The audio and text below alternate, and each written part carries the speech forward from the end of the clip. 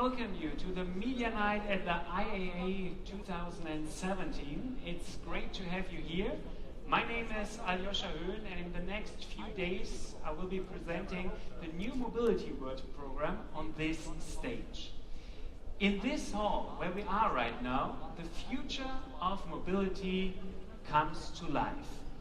When you look around, and I'm sure you already did this, you will find some innovative companies that hail from the car industry. And you will find many other companies that don't. But what they all have in common is they are all committed to mobility. Together, they form the ecosystem of new mobility.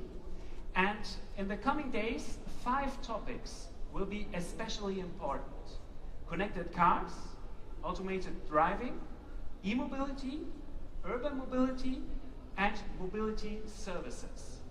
These topics will also be discussed at the Media Night this evening. But before we get to that, ladies and gentlemen, let's now welcome our host on the stage. Ladies and gentlemen, please welcome the President of the German Association of the Automotive Industry, Matthias Wismar.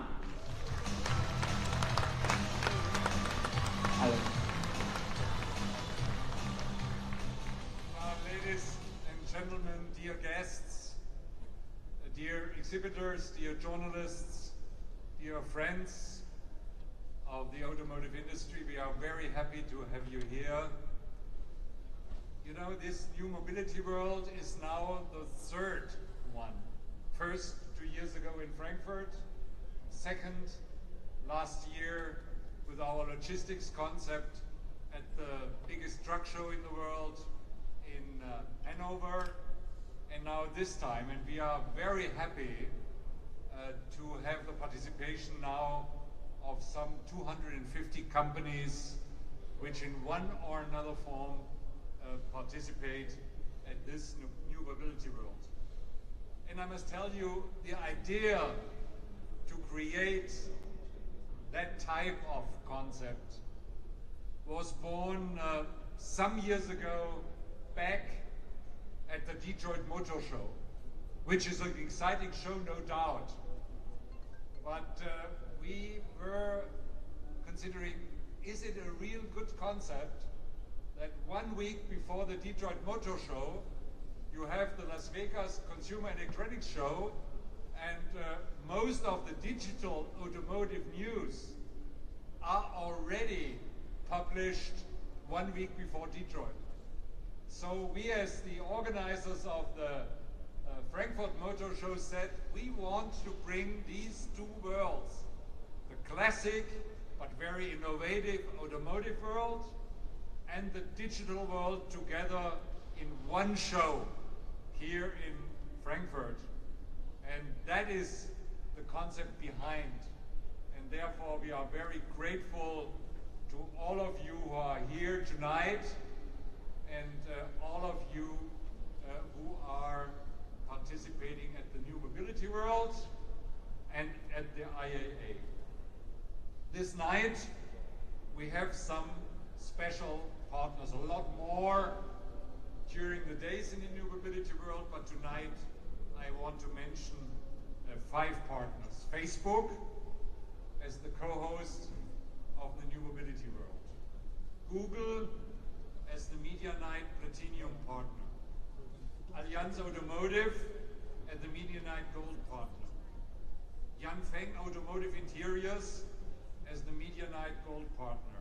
And OFO, very well known as a Bike City partner, which also says, you know, we in this automotive industry of today at the VDA, speaking for suppliers and OEMs, we are not thinking that other transport modes are our enemies.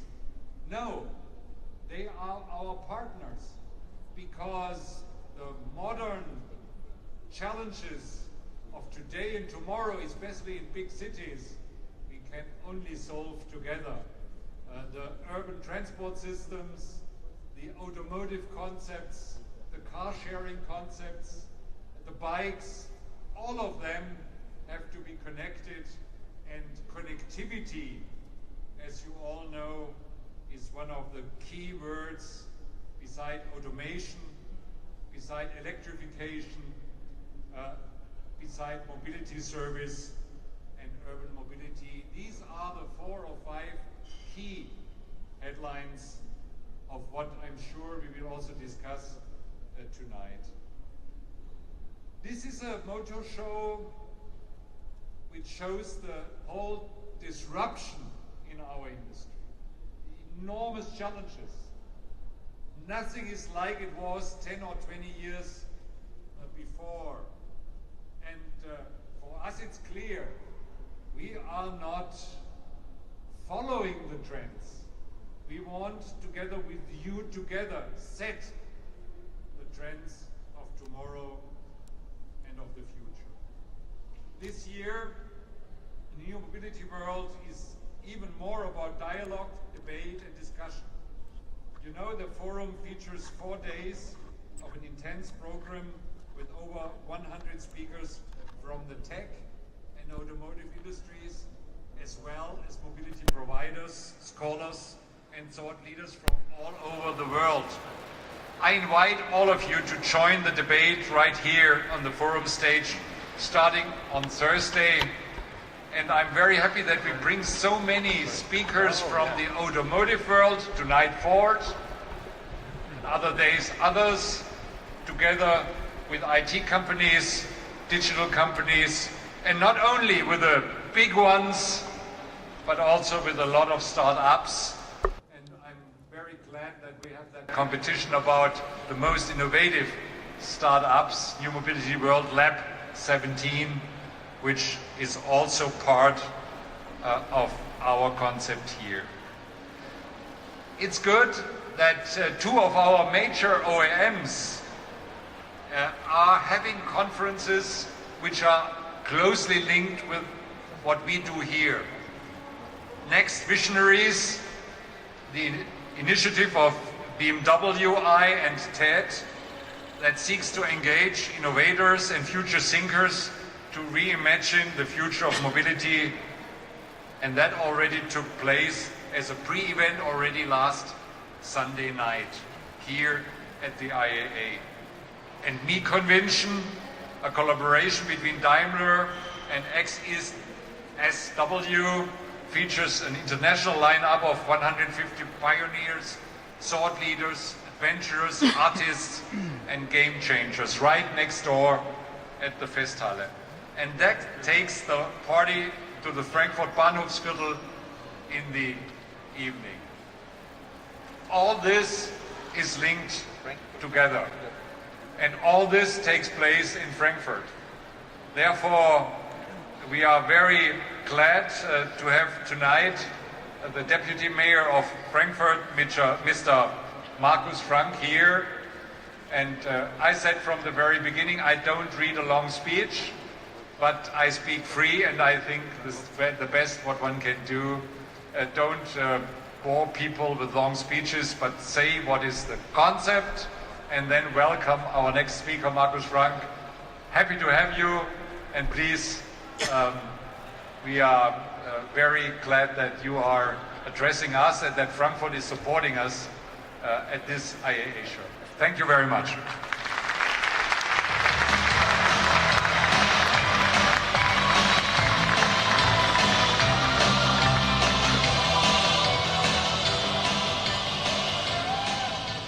Dear President, Mr. Wissmann, dear friends of New Mobility and members of the press, this is the second year the Media Night is being held as a part of the II Press Show. On behalf of the city of Frankfurt, I would like to welcome you here in Frankfurt. For the next 12 days, Frankfurt will play host to the global automobile industry and international media. This year, the spotlight is not only on shiny new car models and powerful engines, it's also on mobility and digitization as a whole. The automobile industry is going through a period of change. Right now, ladies and gentlemen, basic conditions are being created to develop the cars of the future. For a long time, the automotive world was more concerned with new designs, powerful engines, or the development of safety systems. The challenge is to develop the role of the cars in our mobile world, and Frankfurt demonstrates how important this challenge is. Frankfurt is a German commuter giant. Ladies and gentlemen, every day more than 350,000 people travel into our city to work. And 80% of them use their car to do this. It's a big challenge for our city. And we need to change how we look at mobility. Our streets and roads are reaching their limits with the increasing traffic. We need intelligent solutions. Luckily, the automobile industry has been working on this. Some of the solutions to be offered soon will be emission-free vehicles and digital traffic management. We will have new business models to manage traffic with car sharing as well as mobility systems. Ladies and gentlemen, I welcome the decision of the VDA together with New Mobility World and the Media Night to focus on mobility of the future. Automobiles are mobility providers who will be new players helping us to stay mobile in growing cities. I trust these discussions about the future of automobiles will be exciting and fruitful for us all. For you, Mr. President Wissmann, as well as your team, I wish a successful 67 IAA here in Frankfurt. Frankfurt is the right place for innovations. Many thanks and a good time in our city. Welcome you.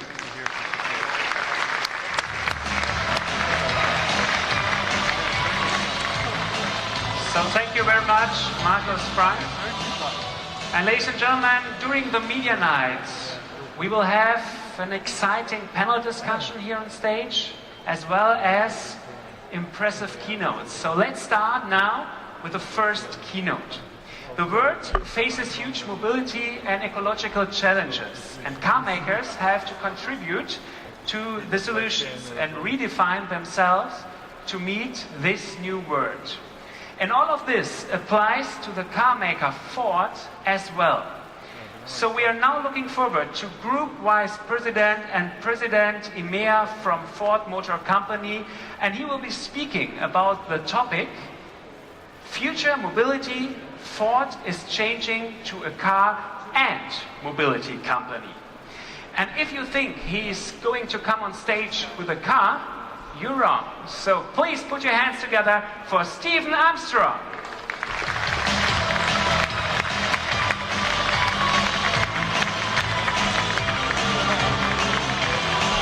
Wow.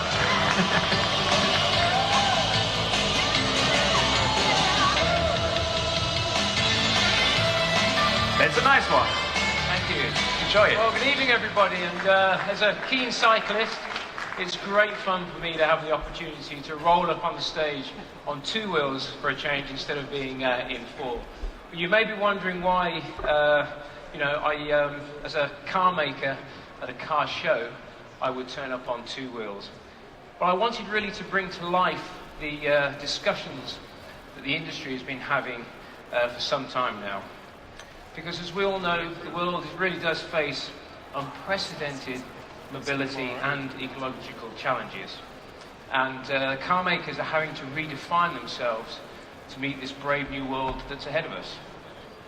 This bike here is an example of how we at Ford are embracing that challenge that we see ahead of us. Right here in Germany, starting next month in Cologne and Düsseldorf, and I'll tell you a little bit more in a few moments about what we're up to. But first, let me talk a little bit more about this challenge of helping the world to move and the opportunity as we, Ford Motor Company, see it. Many of us know that the two great dynamics that shape our society in the 21st century ahead of us. Firstly, we are living in the century of urbanization. Populations are steadily climbing, and the United Nations is reporting that global urban population is expected to grow by 2.5 billion people by 2050. That's an incredible increase of nearly 150%. Our great cities are already densely overpopulated and facing huge challenges, amongst them congestion, emissions, and of course air quality, to name just a few. The threat, particularly here in some parts of Europe, is that old and already creaking infrastructure will deteriorate further. Air pollution will worsen, and congestion may well bring movement of people and goods to a grinding halt in the not too distant future. Now, none of us want to live in a future where nothing can move and everything is static. So what are we going to do about it? Well, the opportunity, of course, is to use the other great dynamic shaping all of our lives, which is the revolution created by digital technology. Artificial intelligence, cars talking to each other, and of course the infrastructure, more advanced driver assist systems, and obviously, ultimately, fully autonomous vehicles. Much of this is already with us, or certainly well on the way. But we have to innovate. In order to really make a difference, we need rapidly to embed this innovation, making it accessible to millions of people. At Ford, we have a history of being able to do this, and we intend to keep leading in this space in the future. But clearly, this is not about any one company or even any one industry having all of the answers. The auto industry is learning rapidly that it needs partners, and in this brave new world, those partners mean working with new technologies, new sectors, and also working with cities in a completely different way to create solutions and services. Businesses cannot be one-dimensional and selfish when facing these challenges. If in some cities the only answer is to take cars out of the system to ease congestion, then we must help cities find ways to adapt to these changing situations and perhaps take those cars off of the road. We have to be people-centric in our approach and fundamentally change today's transportation paradigm in order to maintain freedom of movement and, of course, quality of life. It's a collaborative approach and a vision for the future that has inspired us at Ford to create our own City Solutions team, a team that will work with cities as partners in a completely new way, embracing technology, taking design and public policy leaders as well as residents into our thinking to think through the broader transport ecosystem and the emerging mobility solutions and the common needs, or in fact the individual needs, of all the major cities that we operate in. It's a collaboration that we need to apply to a new mobility world and the solutions that will keep us all moving efficiently. These solutions have to include the infrastructure. The pressing need for innovation and investment to be applied to an aging infrastructure is in order to provide a secure and a sustainable basis for future mobility. This is particularly true of the challenge facing our efforts to scale up the adoption of electric vehicles in cities where we already have a strained energy grid. That's why we have founded a joint venture with Audi, BMW, Daimler and Porsche to establish an ultra-fast, high-powered charging network along Europe's highways. The goal is to quickly build up a significant number of stations with power levels up to 350 kilowatts in order to enable long-range travel for the future electric vehicles. This will be an important step towards facilitating mass-market battery electric vehicle adoption. The initial target is about 400 sites with thousands of charging points by 2020. Infrastructure improvements such as these will help all of us make electric vehicles a mass transportation solution, both for passenger cars and, of course, in the commercial vehicle sector. Commercial vehicles are extremely important to us, where we are the leader in Europe, And as a result of this, we've been innovating in this space by partnering with Deutsche Post DHL to jointly produce the street scooter Work XL, a specially designed fleet of electric delivery vans that start here on the streets in Germany later this year. By 2018, our collaboration will be Europe's largest manufacturer of emission-free, medium-sized e-vans. But it isn't just about new powertrains made sustainable by new infrastructure. It's about reassessing our approach at the most fundamental level, starting with how we use our streets. We tend to think of public spaces as parks or green open spaces. Yet the largest public spaces in any city are actually the streets. Many of those streets were built decades ago, with only one commuter in mind, the owner of a personal vehicle. How we use these streets is clearly a reflection of our values and of our perspectives. We have to re-evaluate how they're designed to ensure they serve a variety of people and a variety of uses effectively. Whether they're used for personal or commercial vehicles, public transport users, cyclists of course, or even pedestrians, the streets of the future must be a shared resource. And that means automakers need to re-evaluate their own approach to embrace other modes of transport. This is a good reason why we have launched our Ford Pass bike sharing scheme right here in Germany. Partnering with Germany's market leader, Caller Bike, which is part of the Deutsche Bahn Connect, with whom we already have a very successful Ford car sharing partnership here in Germany. We are bikes in one of the 50 cities that they're going to be deployed in across Germany, so please take the opportunity to try the scheme. But through the Ford Pass, you can always also link our bike sharing to our car sharing initiative. And this takes us towards our long-term goal of an integrated mobility service. Because the integration of multiple modes of transport is crucial to our vision of movement of the future, we need to make sure that all of these initiatives knit together as we roll them out across our business. As we increase the number of options for movement, we need to fuse them into one cohesive network. No form of transport should or can operate independently, and they must all communicate with all facets of an interconnected city ecosystem. This integration will help movement become seamless and also much more efficient, with less vehicles and less individual journeys being made across our cities. That is also why we've launched our crowdsourced shuttle service called Chariot. For each chariot on the roads in the US, 11 personal vehicles can be removed from the system.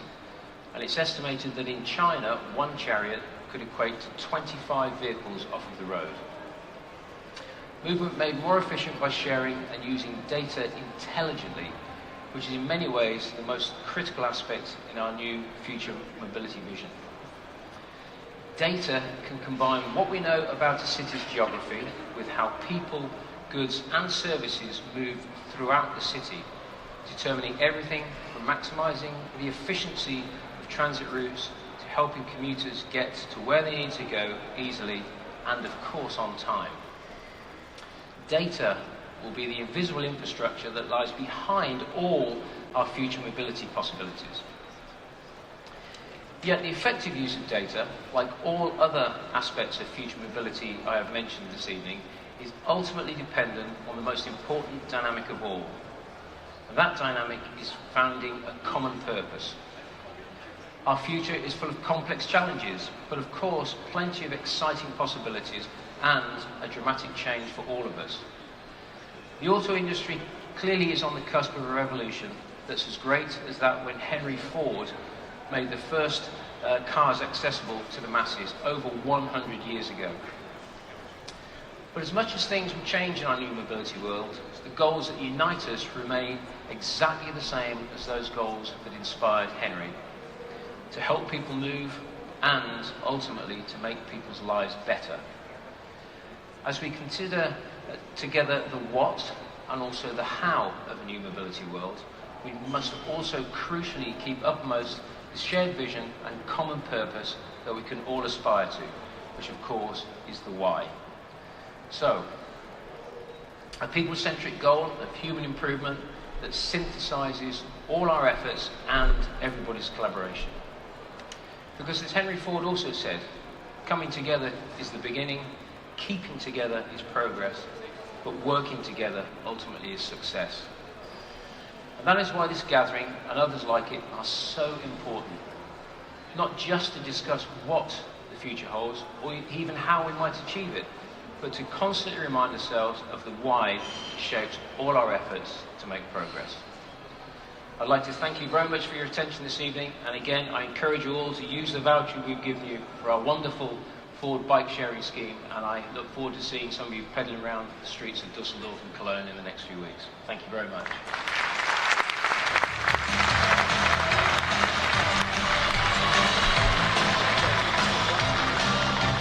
So thank you very much, Stephen Armstrong. So ladies and gentlemen, for me, a life without Google is unthinkable. If I have a question, I ask Google Search. If I need directions, I ask Google Maps. And if I'm looking for a photo, I ask Google Images. But what does Google have to do with cars?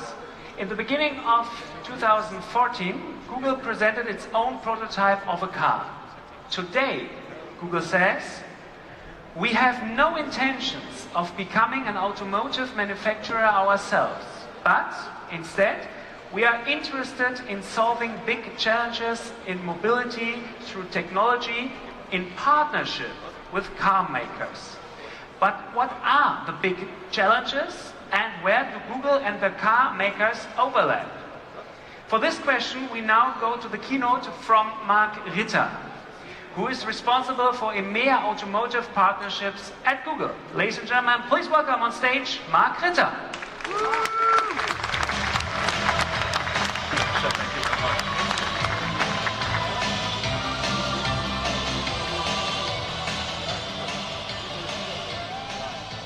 Mr.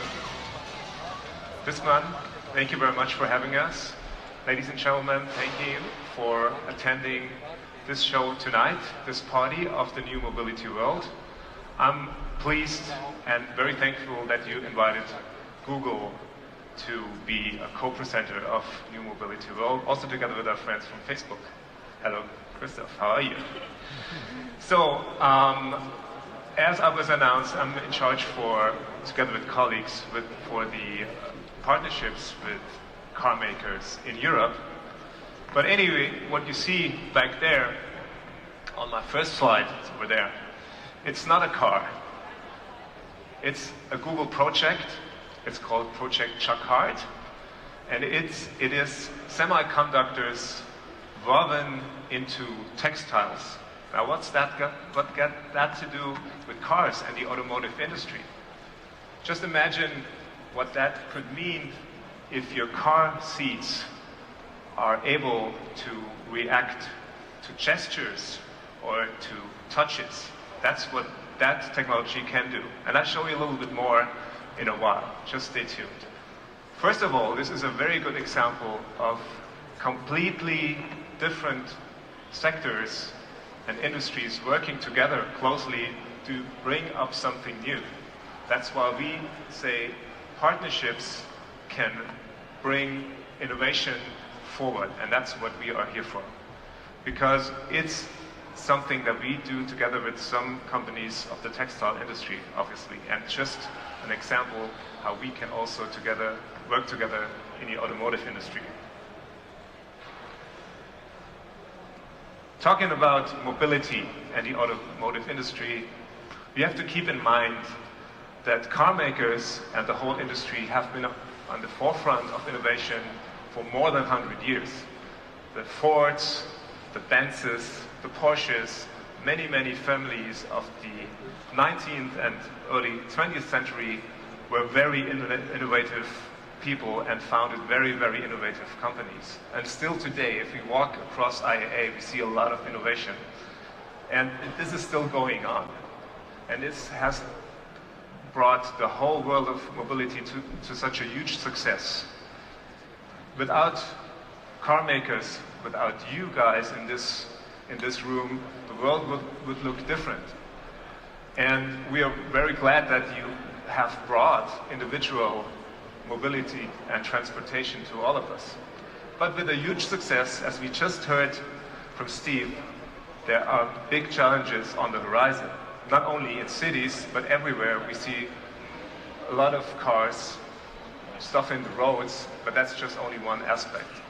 So how can we solve for that problem? Again, our keyword here is partnerships. And we're in partnerships with the automotive industry for a long time now. For a company like Google, which is 20 years old, 12 years is a long time. So we started in 2005 with our first implementation of successful Google products into cars. What you can see here is historic imagery, because the first implementation of a Google product was Google Maps and Google Earth into an Audi. That's 12 years ago. And since then, many more OEMs joined partnerships with us. So today, we're having more than 50 partnerships in this field. What then kicked in during the last 10 years, as you all know, is the evolution of the mobile phone. Because the products we built in 12 years ago were still shaped to be on the laptop or on your desktop computers. Only the older ones remembered that there were desktop computers. Now everyone is having their smartphone. Every woman, every man, every kid cannot sleep without the smartphone, cannot wake up without the smartphone. And we are part of that success story too with our Android system. It has been a great success, but with great successes also comes great responsibility. And we noticed that people not only want to miss their phone when they go to bed, they also keep it in their hands when they're driving. You all know that, and maybe some of you did that today or will do that tomorrow. And this is dangerous, as you all know. Don't text and drive. So we try to bring those two form factors together, the Android phone and the car. And what developed is Android Auto, as you know, and today there's 52 OEM brands using Android phone to combine the two worlds of mobility and mobile phones. This will develop into another application. As you have seen earlier this year in May at our Google Developers Conference I/O, Audi and Volvo will use Android system as an open operating system for their entertainment system and interior car steering in the future. This is an open system, no data goes to Google, and the car OEM and the supplier can use it and build up on that system. So that's the next step of Android. So what we did in the last 10 years, together with partners from your industry and with other industries, was turning Google into a mobile-first company. That was a big shift for us because, as you know, we came from the desktop. So we had to reinvent ourselves in the short time frame of only 20 years. We now see the second iteration of Google. We also have to reinvent ourselves all the time. The next iteration of Google, and not only of Google, the next iteration of computing, as you all know, is machine learning. Because now we are able to train machines to make better decisions themselves than maybe programmers could do. And our CEO, Sundar Pichai, said 1.5 years ago that machine learning has to be a core for Google, and that we as Google employees have to rethink everything we do because machine learning will be so strong in the future. And this future is right now, because you cannot find a Google product today which is not built on machine learning. What does that mean for the automotive industry? Basically, it's 5 pillars where machine learning can really make a difference. And some of those pillars have been mentioned in the presentation from Steve before. Just look at connected cars. Connected cars, connected with themselves, connected with cities, with traffic systems, with human beings. A lot of data will be gained, a lot of data will have to be processed. So you want to have a very quick, performant infrastructure that computes your data and tells you and your user what to do. Look at marketing and sales. Many, many decisions are done at this very moment. People want to buy their right car for their families, and as we speak, people are researching online. 59% of people who buy a car research online first. More than 50% look online videos before they even enter a showroom. There's a lot of knowledge that we have that we can share with our partners, and we also encourage our partners to build up programs to even gain their own market insights. You can do that with machine learning. Third, ride-sharing services, just as one example for the new world of business models that will shape the future of this industry. Ride-sharing services is completely dependent of the right usage of data, because you want to know where to put your cars or your bikes, and you want to know the behaviors of people. When do they ride bikes?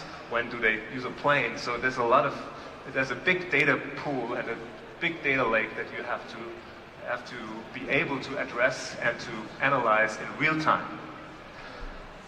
Completely different area is manufacturing engineering. From research and development to assembly line, there's a lot of data. In Germany we call it Industry 4.0, internationally we call it Internet of Things. All those buzzwords have to do with data usage in real time. So we can help you with that. Last not least, autonomous driving, self-driving cars. Everybody talks about that. We are sure that next to our Google's sister company Waymo, there's so many other opportunities to partner, because Google can partner with you if you use Waymo or not. We can help you get the best out of your data that a self-driving car obviously will gain every day, every minute of the day. So that's the foundation of our future partnerships, and only in partnerships we will be able to solve the problems and the challenges of the future. We are talking with OEMs every day, and we are seeing a lot of interest in many areas that I just presented. And if you want to talk with me or with some of my colleagues later, there's some people from the cloud team here also at the booth of our partner SAP in the back. You can do so. Now, coming back to Project Jacquard from the beginning, that's what a very traditional company did with our technology. It's Levi's.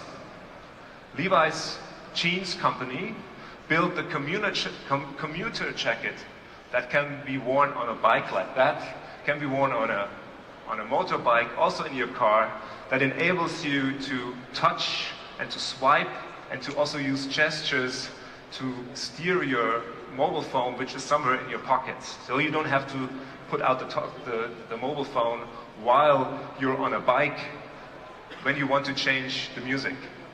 So this is an example, as I said, how a very traditional company and a very traditional industry can work together with us to innovate. And if I would have a vision, if I think about Project Jacquard, I just came back from a 2 weeks road trip to Italy with my car, with 2 kids, a dog, and 2 adults, and I had to clean it on Saturday. So I said, why can't we have a button that put the whole car back to the original settings? So please, automotive industry, together with us, let's develop the self-cleaning car. That would be something. If we can find that tonight, it would be a great a great step for mankind, and especially for me as a father of 2 small kids. So thank you very much. We hope you enjoyed the evening. We're there for discussions as long as you want. Also in the Bahnhofsviertel, I don't know, will bring us to later. Thank you and good night.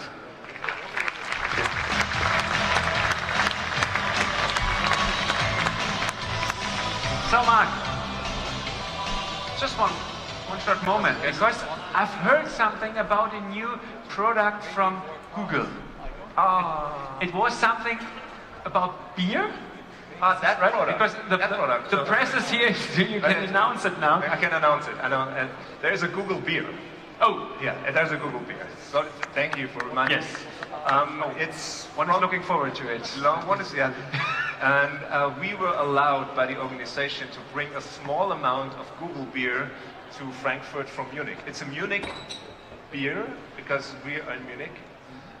It's a G-brew, as we call it. Okay. Like Gebräu. Yeah. And you can find that in very small supply in the Allianz Automotive New Mobility World Lounge back Yes. there after the panel. You have to To stay here? stay here. There are 200 bottles of G-brew. 4, 5, 6, 7, okay. Yeah, okay. You have to be fast. You have to be fast. Yeah? And this is something it's not brewed by us, it's by a local Munich small craft brewery, and we have a cooperation with them. Also a partnership, by the way. So we do that usually only for employees, and now we bring it to Frankfurt for the show.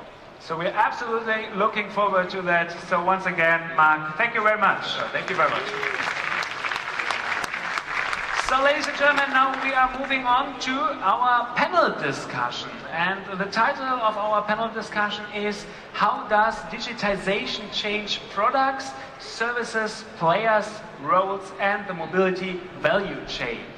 And I'm looking forward to great participants here on stage. So we start with the first one. Please welcome the Head of Automotive Strategy from Facebook, Christoph Stadler.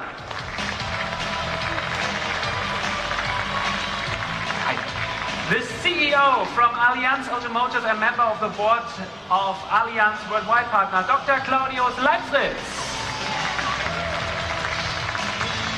And the Chief Technology Officer from Yangfeng Automotive Interiors, Han Hendricks. Welcome. Hi. And the Senior Vice President and General Manager Automotive at Qualcomm, Patrick Little. And, yeah, shake hands, yes. And Orit Schiffman, Group CEO and Chairman of the Board and founder of OSR Enterprises. Welcome on our stage. So, and, hello, nice to meet you. And I would like to ask the host, Christoph Asche, on stage. So please give him a round of applause as well. Christoph, hi. So, you are the Deputy Editor-in-Chief of Business Insider Germany, and you are covering business and politics, right? Right, yes. So, and you take over now? I'll take over. Thanks, Alyosha. Yes, and I would like to take the bike with me. Take the bike? So, Stephen forgot it. Like so a good idea. This is my chance to take it and to check the Google beer. So, enjoy it, have a good time, and see you later. Have a good Where's ride. the beer? Over there, yes, thank you. Whoa, a brace. Oh, yes. Yeah, good evening and welcome everybody. Mr. Wissmann. Again, my name is Christoph Asche. I'm the Deputy Editor-in-Chief of Business Insider Germany. And I'm very happy to lead tonight's discussion on digitization, probably one of the most fascinating transformations we're seeing in the mobility sector. I have 5 very interesting guests up here on stage with me, who are all leading managers and experts in their industry, and who are at the forefront of shaping the future of mobility. And I'd like to start things off with a short, but slightly more detailed introduction than we've already heard from Alyosha. So, next to me we have Orit Schiffman. Nice to have you. She's the founder and group CEO of OSR Enterprises, a Switzerland-based high-tech company that has developed a new central AI platform for the new mobility world. Next to Orit, we have Patrick Little. Patrick is Senior Vice President and General Manager for Automotive at Qualcomm Technologies. Qualcomm is one of the global leaders in innovation and invention in the mobile industry and is known as the global leader in cellular technology for the connected cars. Then we have Han Hendricks. Han is Chief Technology Officer at Yanfeng Automotive Interiors. Yanfeng is a global company and the world's largest supplier of automotive interior components like instrument panels, door consoles, and floor panels. And we're very happy to have Claudius Leibfritz.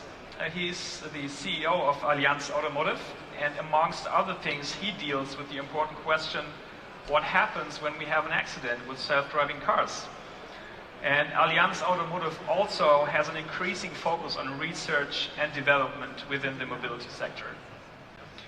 And last but not least, we have Christoph Stadeler, the head of automotive strategy at Facebook. Christoph and Facebook work on interesting concepts of cooperating with the automotive industry, not only in the area of digital marketing, but also as partners in the fields of artificial intelligence and virtual reality. Great to have you on stage. So, Patrick, a few years back, when we talked about cars, we had something in mind that was very individual, like a single unit on 4 wheels. In the future, there will probably be a large network of cars. Qualcomm actually just revealed a new chipset that is supposed to help communicate cars. How would you describe the role connectivity will play in future vehicles?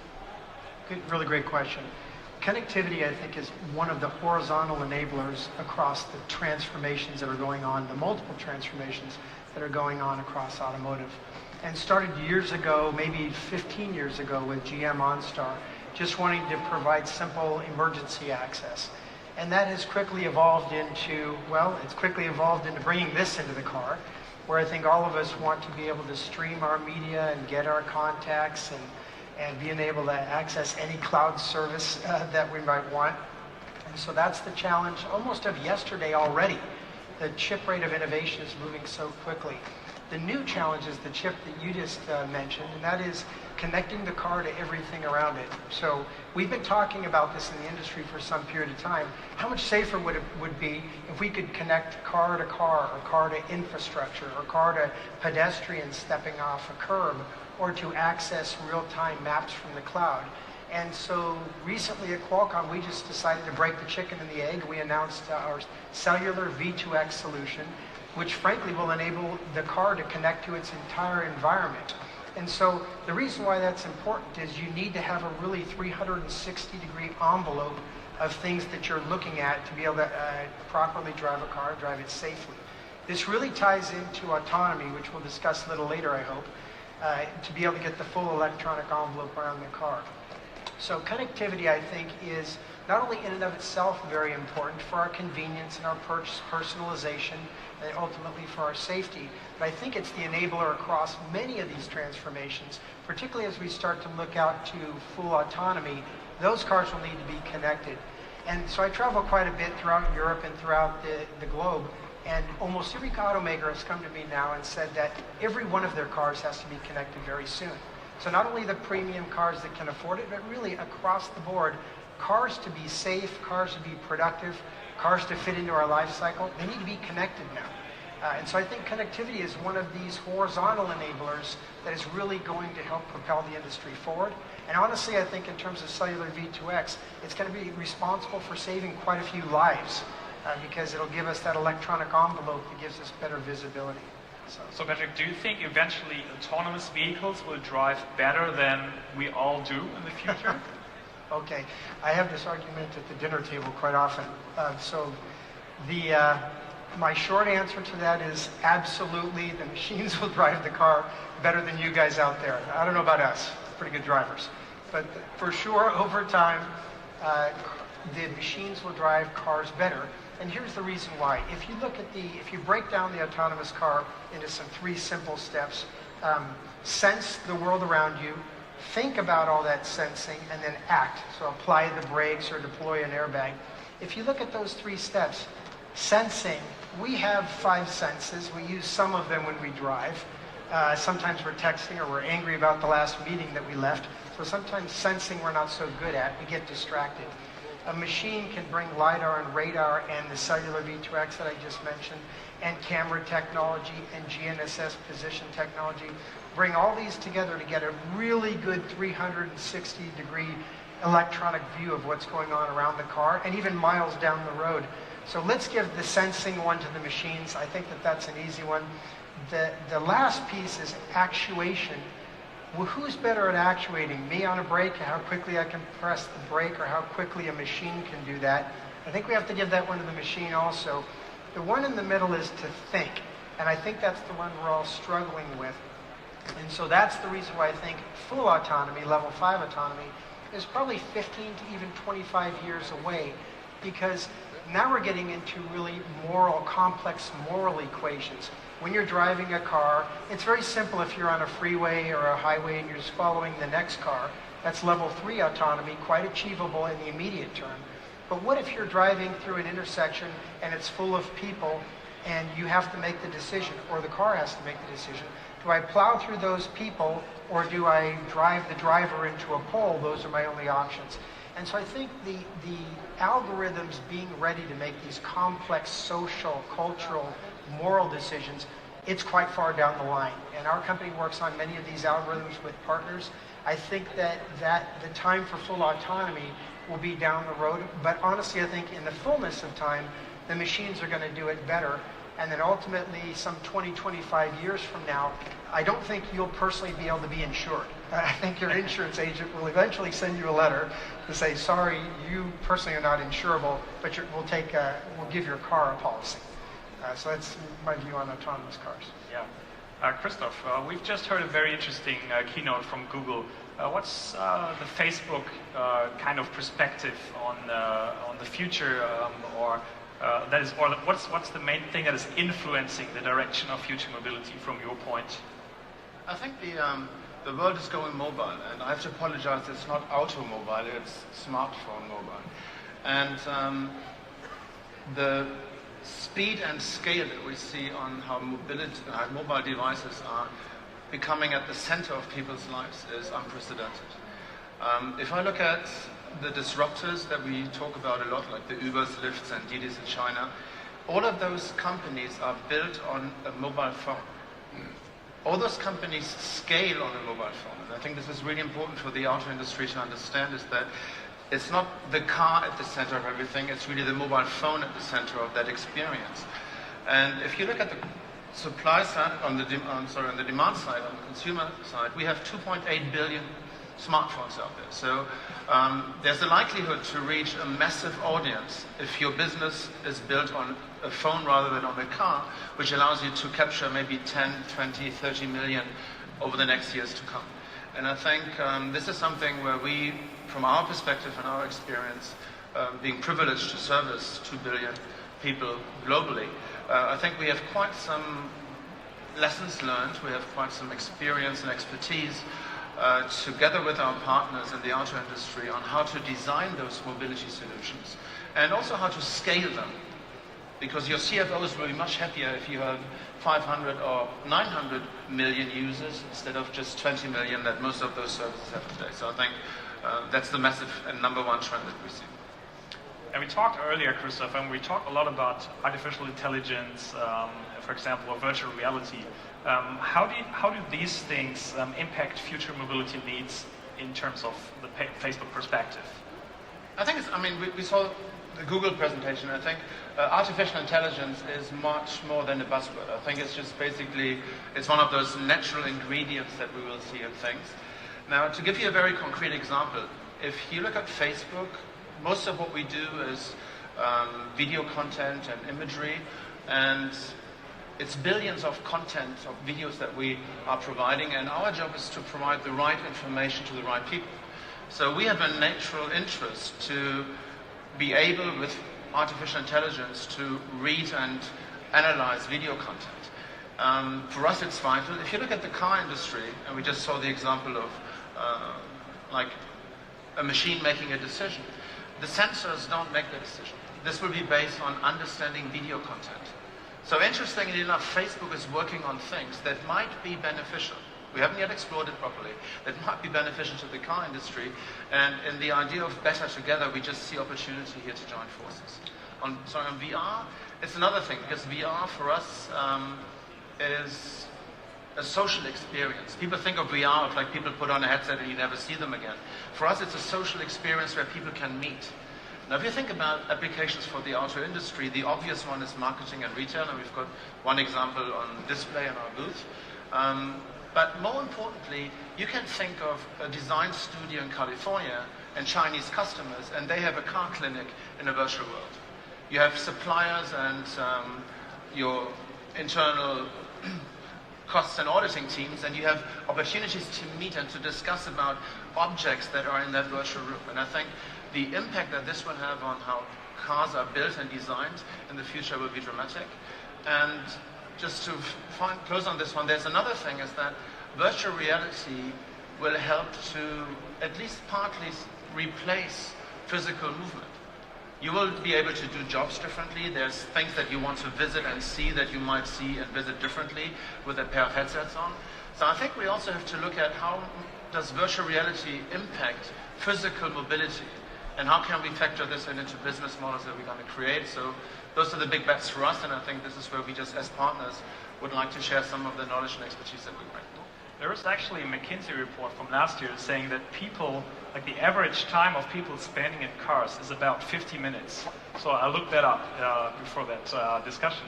And then I wanted to know how much time people spend on Facebook platforms. And I found an article from last year, surprisingly, saying that Facebook users spend 50 to 60 minutes per day on Facebook platforms. So that seems like a whole new market opening for you. So how do you see Facebook's role in this area? Now this is an interesting one. I'm not going to make a lot of friends here. If you look down at the fantastic cars and the visions that we see, the autonomous car seems to be living room on wheels. And like in good old times, we have got this one screen where everybody sits in front of it is consuming content. Now think of the airline industry, where the flight attendant came in, pulled down the screen, and everybody was watching the same movie. This smells a bit 70s to my taste. Now I think we are, in the auto industry, obsessed by owning a screen in a car. You should think of people bring their own screen. What kind of software, what kind of services can you bring? Because, of course, for us, this means 60 more minutes for people to spend time on Facebook and Instagram. It'll be time spent on mobile devices, and today 1 out of 5 minutes is spent with us. So we absolutely appreciate autonomous driving, because we just embrace a whole new time spent with us and jointly with your services. So yes, I think it's a brilliant future, although I personally will not be insured in future times from this gentleman here because of my reckless driving skills in the autonomous world. I'd like to switch to another industry, hemp. We had the chance to chat before tonight's event, and you talked a lot about the interior of cars being the next living space. So what's behind that concept? Yeah, so we heard from the previous speakers already that there is a handful of really disruptive trends in our business. And the cool thing is that everybody agrees what these 4 or 5 trends are. Car companies, suppliers, everybody in this business is autonomous, electric, shared, and so forth. So for us, the really cool thing is that they all impact the interior of a car in a significant way. So starting with the electric engine, first of all, is more of a standardized component compared to a combustion engine. So for car makers to differentiate, it will be more difficult through engine and horsepower and so forth. So more opportunity for the interior. Then the electric engine offers a flat loading floor and create a larger interior space. So it influences the interior. Autonomous driving. So imagine what you can do with your 50-minute commute if you don't have to drive. And that's where we spend a lot of time figuring out what people would like to do. be categorized in two categories. They either do things to relax or they do things that have to do with work. So coming up with an interior that enables this different behavior in the vehicle. So a lot of change. And then shared mobility. I think it was Mark who mentioned it already. He likes to have his car automatically cleaned. Well, think about a shared mobility vehicle of BMW. Right now, the brand experience of a BMW is defined by 4 years of ownership with 4 people in a family. Now, with shared mobility, and BMW is participating in that, obviously, the experience with the brand is being defined by a 20-minute ride by 4,000 people. So what's important for the brand in a shared mobility vehicle? So first of all, you want it to be clean, right? So we're thinking about solutions that help the interior be clean all the time. Antimicrobial surfaces, self-healing surfaces, self-cleaning surfaces, and technologies that make sure you do not forget things in the car when you leave the car. So for us, very exciting time. I did see one thing at CES where they had an interior demo where the steering wheel collapsed and went into the dash. I'm still having a tough time dealing with that. Was that your car? Yes. That one was left quite an impression. Right. Yeah, it's very cool. Well, a lot of the guys sitting in the audience, they passed your booth, and maybe they were like me. They were surprised of what they saw. It was like a monstrous machine standing in the middle of your booth, and I heard something of like it being a brain. Maybe you can share a few words on what you are exhibiting here. Hi, everybody. So the monstrous thing you saw is the demonstration of what our brain can enable, which is pretty much everything. So I founded the company in 2011, and since then we developed the brain of the next generation car, which basically eliminates the need of the multiple issues that the current architecture of the car is based on. Mainly, it was designed in order to achieve cybersecurity for the car. So everybody is talking about the car of tomorrow, but the car of tomorrow is something which is, if not treated right, can be a very dangerous thing. It's a life capsule, okay? When people don't even think about the hazards it can take you to. Just even thinking about sensors that everybody is now starting to use, AI sensors. If this sensors is being misled by hackers, then the information that you can get into the car, and by that the car is making decisions, can be quite a catastrophe. So it comes from, first it comes from the notion that the car of tomorrow cannot be built over the infrastructure of the old architecture. We need to shift. But a shift is a difficult thing. So with our platform, which is a configurable platform, which is building as a mix and match platform, the OEMs basically can take and configure their own flavor based on their development stages. Now, the idea is to fasten time to market. OEMs today are really developing and innovating great things, but to take these innovations and to put them in real time, in real car, is something which is not trivial. Our brain is making this more than trivial. Again, this is a multi-domain AI brain that is the ultimate enabler for OEMs to take their innovation, take their IPI, and bring them faster to market. Let me get back to the point that you mentioned concerning cybersecurity. Is that maybe one of the biggest and important threats, or not threats, but challenges we're facing in the mobility sector? I think this is the biggest challenge because everything is connected to cyber in the new car. For instance, we are talking about new business models for OEMs. think about what will happen if the information that is being grabbed in the car from the passengers will go out. So it's not only about cyber securing the car and the way it drives autonomously, it's also cyber securing the passengers and their information, which is very, very critical. So there are lots of elements in terms of cybersecurity that I think is not really taking into consideration when developing all kinds of solutions. It needs to come from one single unit. We need to have a bulletproof solution for the car that basically treats all of the aspects of cyber, which are enormous. So yeah, to your question, I think this is the key element.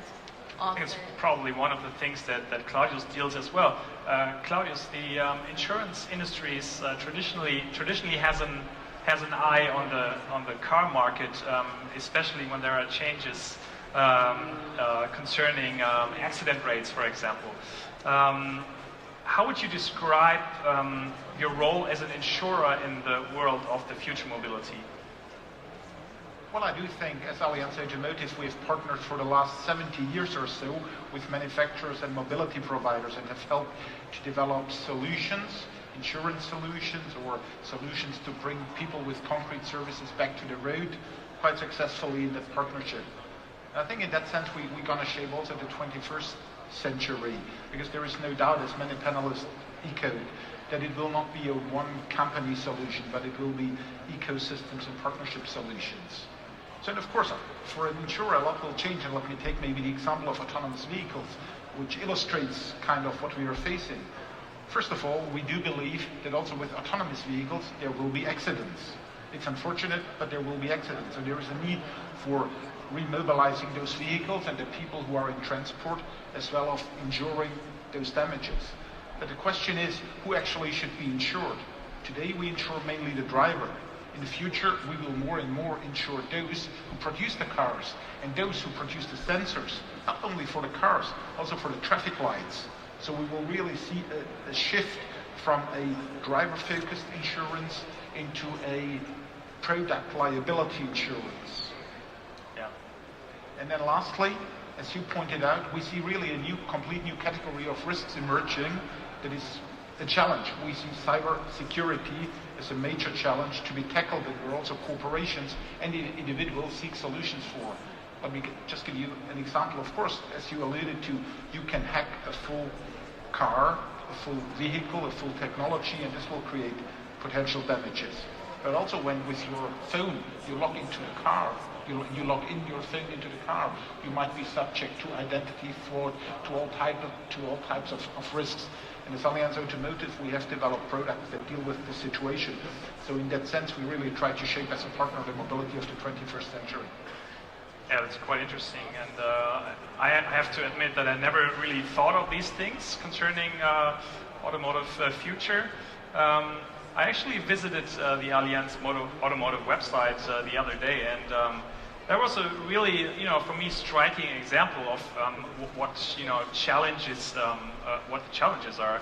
It was the example of like a self-driving car on the street, and there is a child running on the street. And then, next to the car, there's like an old lady driving on her bicycle. So, what's the self-driving car gonna do? Is it like, just keep straight, or is it gonna move right and maybe kill the older lady? So, I guess that's one of the things that are really, important discussions for you as an insurer. For sure, but I do believe it's not a discussion for an insurance and service company alone. We're here talking about a broader set of rules and agreements that need to develop in societies and in infrastructure that help us to, define rules and framework how we as a society want to live and operate in a world where machines take over more and more decisions. So certainly we as Allianz, we contribute to that discussion, and we help in commissions and try to give our input and our perspectives. For example, based on the many fleets that we already today insure with autonomous vehicles all around the world. But it will not be, we rely there, I think, on a larger view of the society and of the policymakers to come to those frameworks. And I think this is something also that the Automotive Association is driving together with policymakers quite dynamically to find their common rules. I want to stay with the topic digitization. So the speed of digitization sometimes is incredible. So we have like when, you know, in the old days, inventions, they could last a very long time, 10 to 15 years maybe, until a new product was entering the market. Today, this time frame can be much shorter, months, maybe even weeks. So, Patrick, how does that influence your work, your everyday work? Yeah, I can tell you where that's coming from. That's coming from this. This is our frame of reference about 2,000 times a day. And as this changes the culture and changes our appetites for streaming media and content and access to services, we don't get in our car and put a different hat on and say, okay, now I feel different about the world. And so this is what's causing this innovation chip rate to accelerate. And so this is one of the key challenges for all of us. I think we were talking earlier, and I mentioned that what this definitely means is the supply chain is changing, and one company or two companies can no longer do it themselves. It's going to require a complete ecosystem. Regulators, network operators, tier ones, tiers two, automakers, technology providers. That network, that communication network is getting tighter and faster than it's ever been. I've had some what I would call very conservative automakers come to me with some very leading edge ideas that have actually shocked me. I thought, oh, I never thought about you in that light, moving that fast. And so I can tell you that this is, I think, the catalyst for that chip rate, chip rate of innovation. And I think that the way that we outpace it is that we collaborate much closer than we used to. That relationship between the automakers and the technology providers used to be somewhat distanced. Now it's metal to metal. I can tell you these discussions are, the visioning is between, a lot of it's between the automaker and the technology providers, whether they be hardware, software, services, what have you. Ulrich, what's your view on that, the speed of digitization? I mean, I know that you've been, during the last 6 months, creating the brain, the monstrous brain, that you've been sort of in stealth mode. So you've been working quietly, and now you just revealed it. But how does the speed of digitization affected your everyday work? It was meant, our work was meant to build the infrastructure for this new era. So this is exactly that. It's not 6 months, it's 6 years since 2011. And we believe that, again, there is a change, and the digitalization needs to be treated differently. We're talking about ethics, rule of ethics, and changes in mobile phones. Again, it needs to come from one single platform, all of it. We need to first try to emulate as much as we can the person. When a car is driving autonomously, we need to let it be more like a person. So ethic rule is something that when a person drives a car, he knows exactly whether to go over the old lady or to move aside, even if there are other consequences. So again, if you have a single brain that operates everything together, you can try to emulate more and more the human as much as possible. Now, if we are talking about the new era of mobility, most of the cars are going to be autonomous. Ultimately, all of the cars are going to be autonomous, so those questions are going to be, the ethic questions are going to be less and less asked. What we need to make sure that, again, the new danger of the new era is going to be, needs to be fulfilled in terms of, again, cyber security. And I'm saying this again and again because this is the ultimate enabler for the next generation car, to make sure that whomever is in the car is safe. Because again, the new era of mobility is opening a new chapter of risks, and I don't think that ethics is the worst risk of them. It's the cybersecurity. Speaking of dangers, I read a few articles from very smart people Actually picking up what you just said, Patrick, that maybe the whole process will, it will be maybe in 20 or 25 years it will be, through. And on the way to that, you will have, on the streets, you will have a mixture of self-driving cars and manual driving cars. So, can that be a danger? Because we're speaking about a network of cars communicating with each other. But when you have like a sort of a mass of, one half is self-driving, the other is not, can that be dangerous? Well, I'm not sure that's a danger, but for sure it's a reality and the challenge that we will face a very, very long period of transition.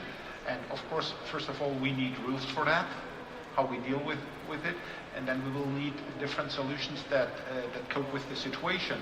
In a way, if you look at the German Autobahn and you look at the new generation of vehicles that are presented here also at the IAA, at the exhibition, you will have those cars that almost drive independently. And yet the same rule applies. So I think the rules will evolve and we will work with the situation as it is.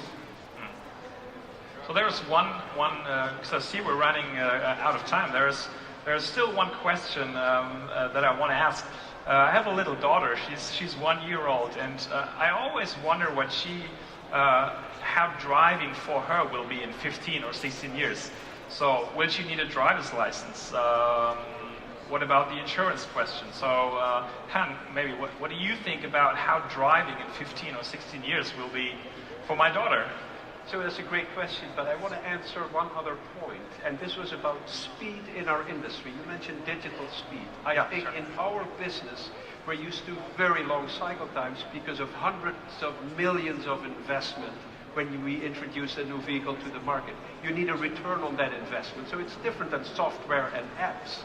It's a very different business. So this is actually where the two worlds clash. We have to work together and find a way to move forward. Personally, I have a 7-month-old son and an 8-year-old daughter. I don't think they will need to get a driver's license like we did in our past. All right. So I have one last question for Christoph. Christoph, the IAA Motor Show is known for being well known in the world. So, and how important is it for you and for Facebook to exchange with potential partners? I think this is in the context of the first question of innovation and speed. There are two things that we see. One is, because of the speed, it requires to do it together. So the idea of I develop for myself and keep all my wisdom to myself is no longer the formula. Whatever we do technology, we open up and we collaborate. And the second thing is skills. And I think the job is not that very few people know how to do it. I think our job is to make sure that even people who now work in a more traditional automotive industry are taken with us on their journey, and that we allow them to understand artificial intelligence, take away fear, and really make sure that we jointly develop these skills to get the entire industry ready for the future. And I think that's how we look at the things. It's open, it's partnership, it's collaborative. That's basically what we are and how we are. Well, we already hear the music, that's the sign. Time is up. Thank you very much for your attention. It was a great discussion. We do have one piece of advice for the audience. If there's that coastal drive that you really like, I suggest you take it sooner rather than later. So, thank you very much to Christoph, and thank you very much to all the participants. Thank you. So, ladies and gentlemen, we're at the end of the program here on stage. Maybe we come together for a last group picture. And I want to thank you for your attention. And now the get-together is about to start. And as I heard, we saved some beer, some Google beer for you. So it will be there for you. And of course, you can grab some snacks. And this hall is open from today till Sunday. So you are more than welcome to join us here at the New Mobility World. So thank you once again, and have a good time here at the IAA 2017. Thank you. Vielen Dank. Danke. Ach so, das hat er. Weißt du was?